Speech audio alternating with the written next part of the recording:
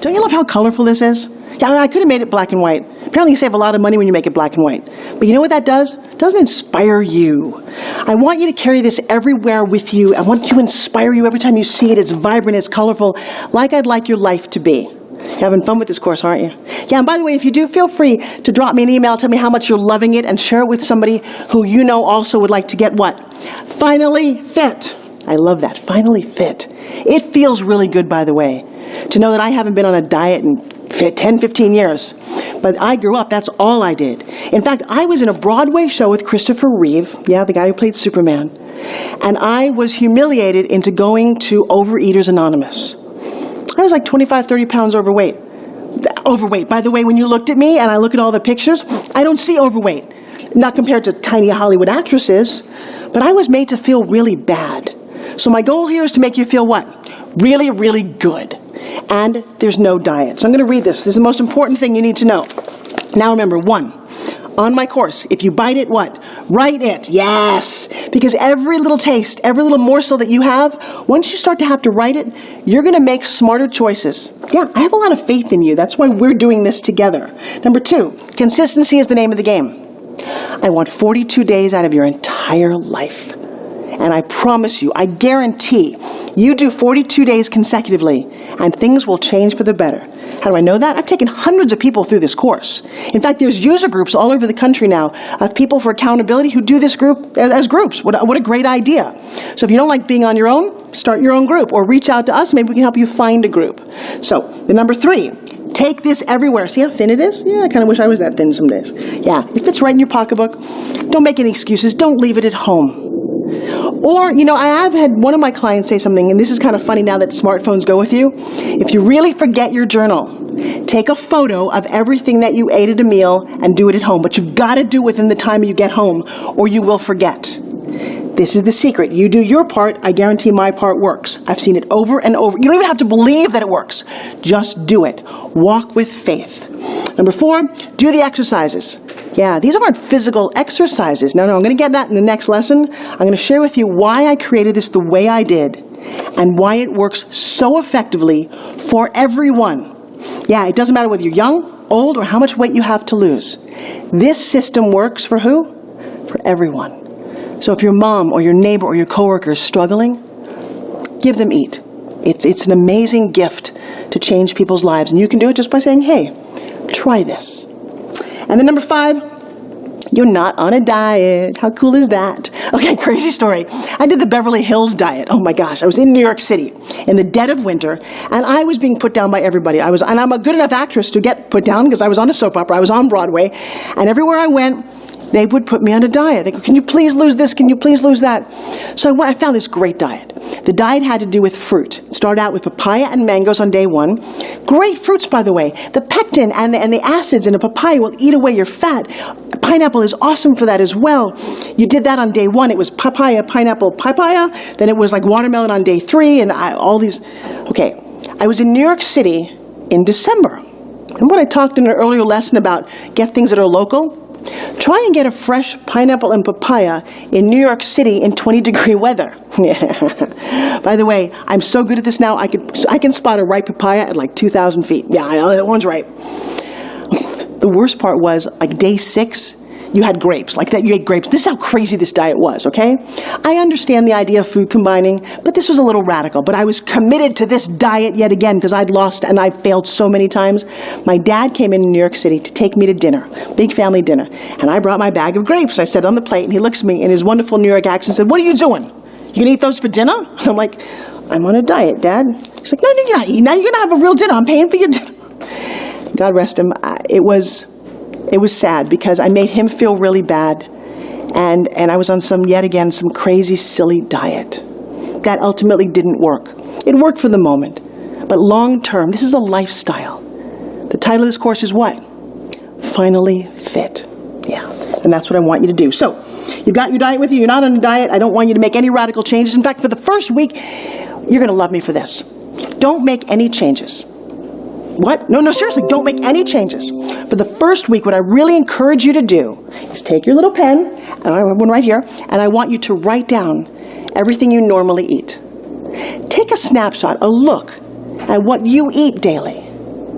and see how that affects your body. What little changes could you make? You know, here's a little secret about change. If you like sailboats, if you change 1 degree over time, you're in a very different place. Don't change everything. Right now, all I've asked you to do is to open up. We're in week 1. And I want you to jump in wholeheartedly, leap, and the net will appear. And if you're not motivated enough, I have little things, and little posters that say, leap, and the net will appear. I know what it's like to jump off a cliff. Okay, one of my all-time favorite stories. There's a whole group, and the leader is pushing them closer and closer to the edge. And they're all a little scared, they're all a little afraid, they're not quite sure what's going to happen. And he keeps pushing them closer and closer to the edge. Finally, they're literally teetering on the edge.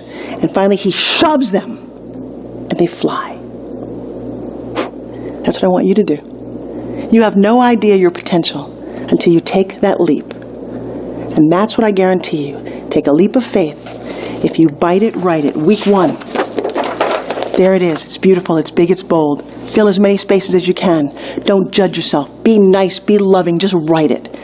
And then, ready, set, go. I want you to write down everything you're thinking, feeling. Just mind dump. What's stuck in your head? Are you angry at this person? You're holding on to that resentment. Write it down and let it go. That's what keeps most of us overweight. We just stuffed it in. Our emotions. We're lonely. I get that. You're going to change that. By the way, well, here's another thing about some of my friends who have been very badly hurt. They've chose to stuff it down. So we're going to go through a mental cleansing. We're going to let some of that go. Whatever bad happened to you is not happening right now, if it was something in the past. You're holding on to a memory. Look at your computer screen. You have the ability to go up to any file you want and click delete and it goes away. You do not need to hold on to things that are not happening to you right now. Your mom told you 10 years ago that you look fat in that outfit and you're still hanging on to that. Let it go. And if you say, wait, how do I do that? Just trust. Trust in the exercise. Because the next exercise is commit. I want you to commit to 3 things that you want to achieve this week. And why? Wow. Did anyone ever ask you what you personally want to commit? It's not about a company or goals or finances. What do you want to achieve? The first one should probably be, I just want to do what Forbes Riley said. I just want to make sure I write something every day.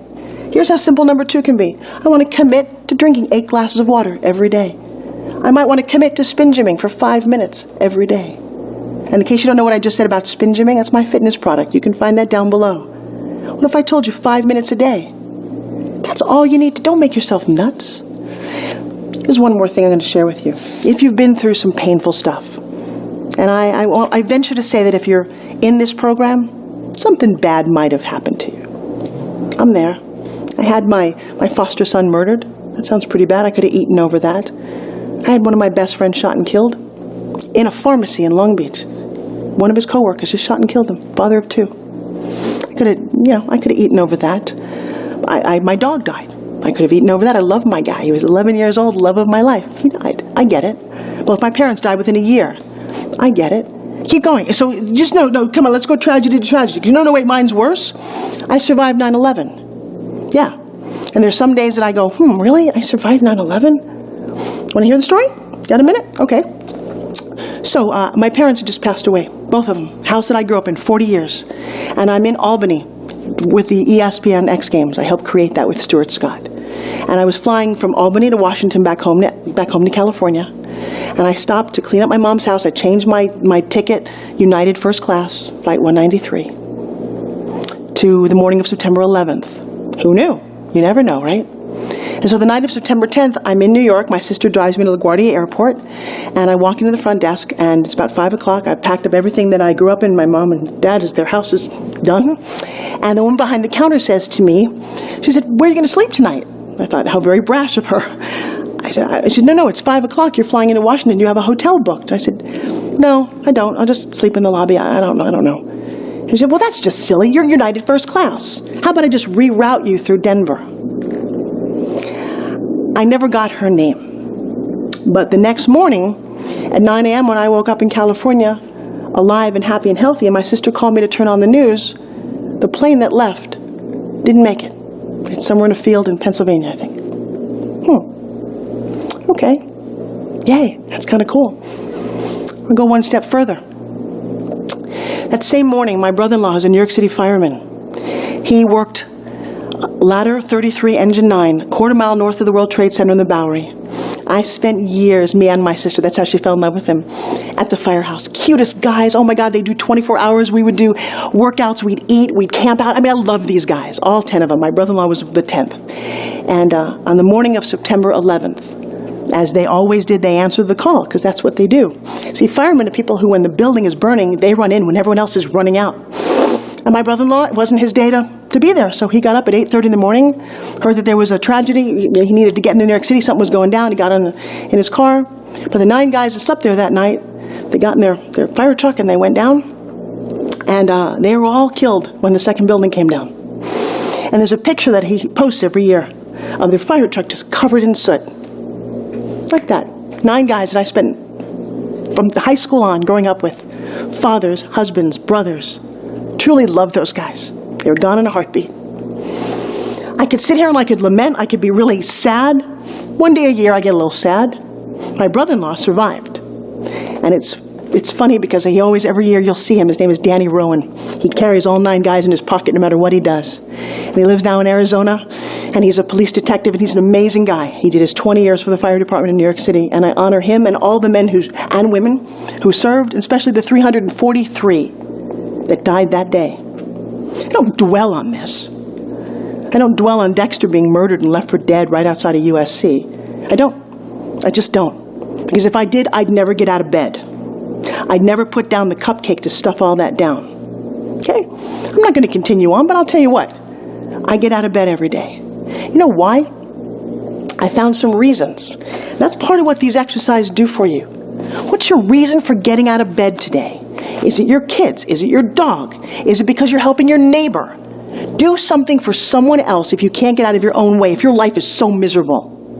I've got a girlfriend of mine right now. She's 20 years old. She's dying of cancer. She can't get out of bed. She probably won't see the end of the month. Her mom posts every day on Facebook. And so we're all going on this journey. Most of us have done what we can. We've sent gifts and flowers and funny videos. She's not going to get out of bed. It doesn't matter what you're going through. It's not that bad. I know that. I've seen bad. Bad is when they close the coffin. It's pretty much the end. That's when it's over. Short of that, what are you doing with your life? How happy can you be? How happy can you spread to other people? There are little kids in orphanages everywhere in this country who could sure use you to show up and read a story to them. Bring them a stuffed animal. There's a company that I work with called Dress for Success. You got some clothes that you don't like, maybe you got fired, I don't know, and you're angry at your boss. Well, I'll tell you what, those women have no clothes, and they come to this organization to get a suit so they can go on an interview to get their life back. Can you mentor them? I can give you 150 ways to Sunday that you can be of service to somebody else, and I'll tell you what, that will change your life. That's your reason to get out of bed. Find one. No more complaining, no more bitching. Trust me, that's not what you want to be doing with the life that you've got. This is such a gift. Let's make it worthwhile, okay? So to that end, I'm going to ask you to keep going. Write down 5 things that make you happy and why. After all of that, I ask you to write down 5 things that make you happy. Here's what I want you to do. 1 exercise a day. Give me 5 minutes. Watch what happens. Dig down. What does make you happy? Does watching a sunset? For me, you know what makes me happy? Seeing a newborn baby. I go up, people must think I'm a stalker. My twins are now 13. I love seeing little babies in carriages. I love seeing their eyes. I know how innocent they are. And don't have an and list for happy. Well, to be happy, I have to be in love, and I have to be a size 2, and I have to have 2 cars, and don't do that. Here's the secret to happiness. Change your and to an or. Here's the ors. I have to be a size 2, or I have to see a little baby, or I have to see the sunrise, or I have to remember that I am loved and wonderful, or I'm giving back, or come my birthday, everybody on Facebook, I got 400 people who wish me happy birthday, or. One of those should make you happy. And with that happiness, keep going forward. See, this was the problem. This is why I was overweight. I didn't know how to be happy.